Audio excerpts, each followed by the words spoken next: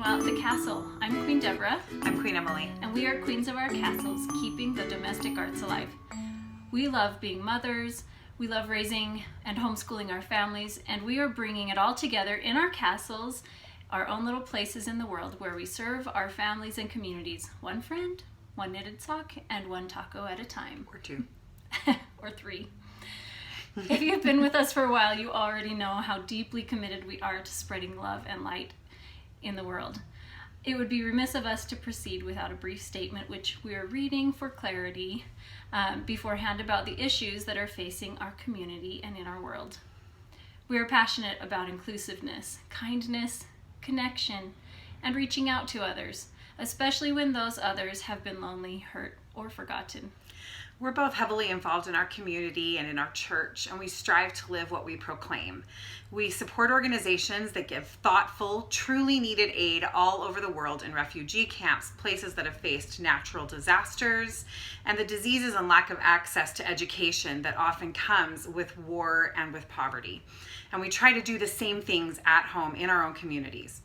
We say these things not to brag, but to make it clear who we are and what our priorities are. We're imperfect, that is for sure.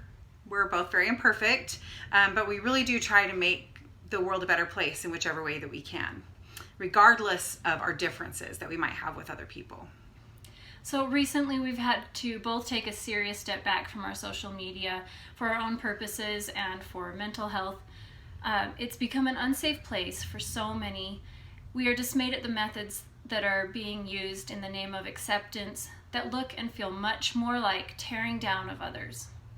We both believe that intentions are usually good in these situations, but we also believe that lasting change is made through building what you want instead of only tearing down what you don't want.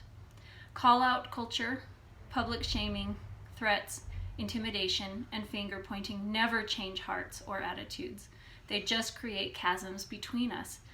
We have a lot of work to do as a society, it's true, before we reach a place where everyone truly feels loved and accepted and included, and each of us definitely makes mistakes along the way.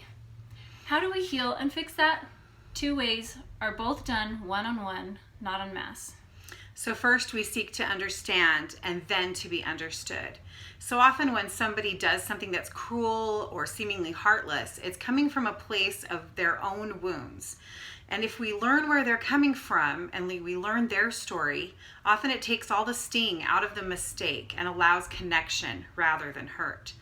The second is love, and it really is the answer. As the scripture says, love is patient, love is kind, it does not envy, it does not boast, it is not proud, it does not dishonor others, it is not self-seeking, it's not easily angered, it keeps no record of wrongs. Love does not delight in evil, but rejoices with the truth. It always protects, always trusts, always hopes, always perseveres. Love never fails. We strive to live by the motto, be the change you wish to see in the world. We invite you to join us as we welcome you into our lives as we talk about knitting, crochet, sewing, and other related topics. If you need a place to be yourself in a respectful and kind manner, you have come to the right place.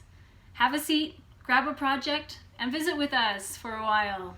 We're happy to have you here, and we love you all.